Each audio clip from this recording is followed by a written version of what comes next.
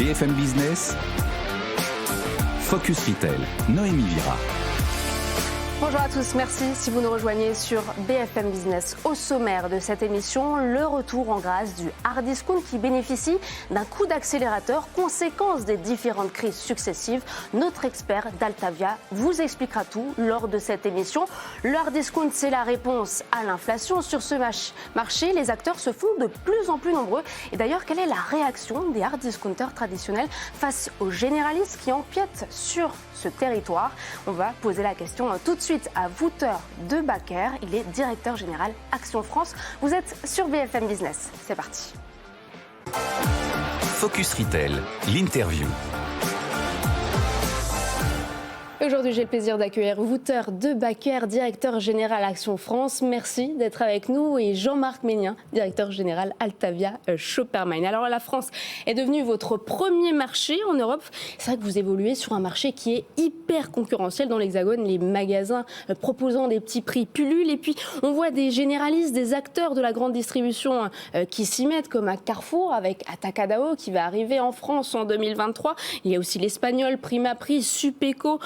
Alors comment les hard discounters traditionnels comme vous réagissent face à ces généralistes qui empiètent sur votre territoire? Parce qu'il faut le dire concrètement, ils marchent sur vos plates-bandes.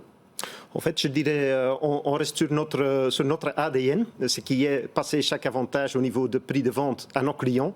Parce que quand je dis notre ADN, c'est la gestion des coûts et présenter un modèle de 14 catégories de produits qualitatifs au meilleur prix du marché. En sachant que 2/3 de notre assortiment est évolutif sur l'année, ce qui nous permet aussi d'être très agile, disons, sur cette proposition. C'est votre agilité, ça fait partie, c'est une de vos qualités. C'est vrai que Action, c'est la 3e enseigne préférée des Français. Action qui fête, je crois, l'année prochaine, c'est 30 ans, hein, c'est bien ça? C'est bien ça, l'année prochaine, les 30 ans au niveau européen. Et on vient de fêter, on fête les 10 ans d'Action France. Donc on a ouvert en 2012, fin 2012, le premier magasin dans le nord de la France. Et la semaine dernière, on a ouvert le 700e magasin en plus. Tout en sachant que l'été de 2021, on a ouvert le 600e magasin à Paris. Et donc maintenant, on vient de passer le cap de 700 magasins. Donc ça veut dire que l'engouement des clients est toujours là. Ça, c'est clair. Et depuis la rentrée des classes, je dirais... Mais qu'est-ce qui plaît tant aux Français? Parce que finalement, il y a tellement d'acteurs. Comment expliquer que, vous l'avez dit, hein, qu'un nouvel acteur puisse grignoter des parts de marché alors que l'offre est quasiment saturée? Je pense qu'un facteur clé, c'est qu'on reste fidèle à notre concept. Depuis 2012 en France et depuis 1993 aux Pays-Bas, on présente le même modèle en fait. Donc cet assortiment évolutif qui est toujours surprenant, soit au niveau des prix, soit au niveau de l'assortiment. C'est ça en fait, les Français, ils achètent parce qu'ils savent qu'ils ne vont pas le retrouver forcément la prochaine fois. C'est exactement quand on voit un peu les réseaux sociaux qui se partagent, sur lesquels ils se partagent les infos. Il est clair, cet engouement est encore drivé par les infos qui circulent là-dessus. J'ai trouvé cet article-là dans le magasin, il ne reste pas grand-chose, il faut y passer. Et donc, ça, c'est génial. Et oui, ça nous permet de chaque fois convaincre nos clients de revenir. C'est un bon mix entre les produits de nécessité, donc les produits d'entretien, les produits cosmétos qui sont plus réguliers, on va dire, et puis un côté chasse au trésor, on va dire. On y trouve toujours quelque chose pour son propre plaisir et à petit prix. Oui, c'est tout à fait une bonne remarque. Et de plus en plus, je dirais, les derniers mois, on voit clairement l'évolution que l'engouement des clients vis-à-vis des articles de base, les articles essentiels au quotidien, produits de nettoyage, de DPH, de fashion, ce genre d'éléments, ils ont bien compris que chez nous, c'est beaucoup moins cher que dans le retail traditionnel, disons. Donc, ils viennent chez nous pour acheter ce genre de produits. Et en plus, ils peuvent se permettre de se faire un petit plaisir pour pas beaucoup d'argent. Et sinon, ça pourrait être difficile pour pas mal de gens en ce moment. Et ce qui vous différencie, c'est finalement d'être le plus petit prix dans les enseignes de petit prix. Vous êtes vraiment le mieux disant, on va dire, par rapport à vos concurrents, voire même alimentaires, les Aldi ou les Lidl. Vous êtes toujours le mieux disant en termes de prix. Quand même 1800 références proposées à moins d'€1. Ah oui. Ouais, donc on essaye toujours d'être le mieux dans ce que nous on fait. On se compare surtout avec nous-mêmes en disant l'année dernière on était là, où est-ce qu'on en est cette année-ci? Vous avez tout compris, ouvrir tellement de magasins. Il faut faut faire en sorte qu'on a des équipes, parce que finalement, c'est les collègues au magasin qui font la différence, et faire en sorte qu'on les a bien formés. Je pense, c'est pas un secret, mais un de nos piliers de base, c'est l'organisation de notre magasin et de notre entreprise, de gérer ça bien et le plus simple possible, dans toute la simplicité, justement pour pouvoir passer cet avantage aux clients. Et quand vous dites, notre vrai marché, c'est des produits en dessous des 2 €, parce que c'est ça vraiment, ça c'est notre force, de gérer ce genre de volume et de présenter ça pour faire en sorte que quand le client il passe à la caisse, il est surpris de façon positive et non pas négative. Alors, vous avez ouvert votre premier magasin il y a 10 ans dans le nord de la France. Aujourd'hui, je crois que vous avez 687 magasins. Même à 700 la semaine dernière. 700 la semaine dernière, voilà, ça évolue tous les jours. Un magasin tous les 3 jours, je crois, c'est ça en France. C'est pas mal. Vous êtes très peu présent, par contre, dans le sud-est. Est-ce que vous allez vous développer dans cette région ? Mais on est clairement en train de se développer, je dirais, partout en France, mais également dans le sud-est de la France. On a quand même 2 magasins à Nice entre-temps. On en a une quinzaine à Marseille. Et notamment, aujourd'hui, exactement, on ouvre notre 5e plateforme logistique en Suisse-la-Redonne, près d'Aix-en-Provence, justement pour être prêt pour livrer encore plus de magasins. Pour pouvoir livrer, justement, dans cette région. On va passer à l'e-commerce, parce que Action a lancé sa première application. C'est une petite révolution dans le secteur du hard discount, et c'est un carton, 90 000 téléchargements en 3 jours, uniquement grâce au bouche à oreille. Alors, ce qui est dommage, c'est qu'on ne peut pas faire ses courses sur l'application, ce qui, je pense, va décevoir quand même pas mal d'utilisateurs. Alors, quel est l'intérêt de cette application ? L'intérêt, c'est en tout cas d'être en bonne communication, une bonne relation avec nos clients, de les permettre de faire leur petite liste de courses, même si on ne peut pas le faire livrer à la maison. On peut mettre des produits de côté, c'est ça ? Oui, parce que de plus en plus, les clients ils viennent chez nous comme magasin destinataire également, et donc c'est facile et utile aussi de pouvoir préparer un peu sa liste comme on ferait dans un supermarché, pour aller dans un supermarché traditionnel.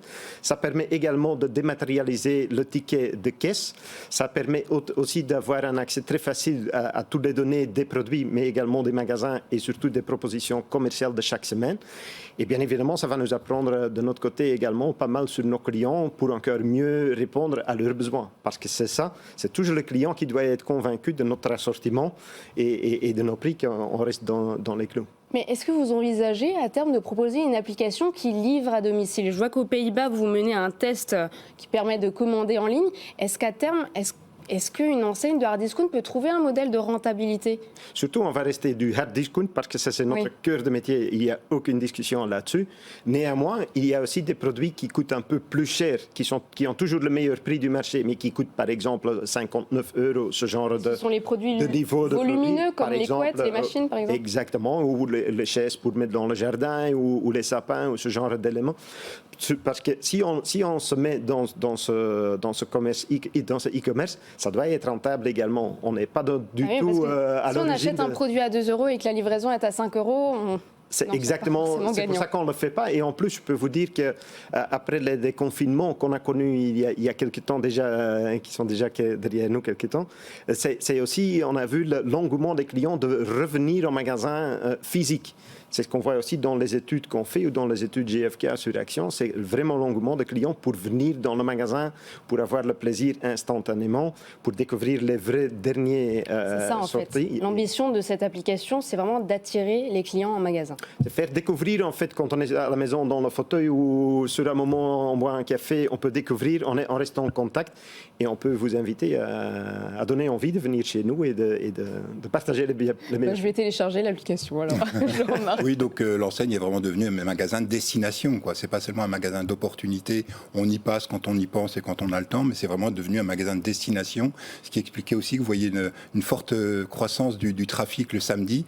Oui. Donc clairement, ça fait plaisir d'aller chez Action pour se faire plaisir et à petit prix, quoi. Oui, exactement. Et on voit une évolution dans toutes les catégories. Donc c'est toujours la force d'avoir ces 14 catégories qui, en fonction de l'année, en fonction des saisonnalités, etc., des besoins des clients, ils ont leur rôle à jouer, mais également on voit que nos produits de base comme DPH, comme nettoyage de maison, etc., on a connu une croissance de 30% par exemple, donc bien en cœur au-delà du reste. Donc on a clairement vu des clients qui ont quelque part découvert notre enseigne et qui se réalisent pourquoi payer plus si je pourrais avoir exactement le même produit pour moins d'argent. Et vous avez 73 marques propres.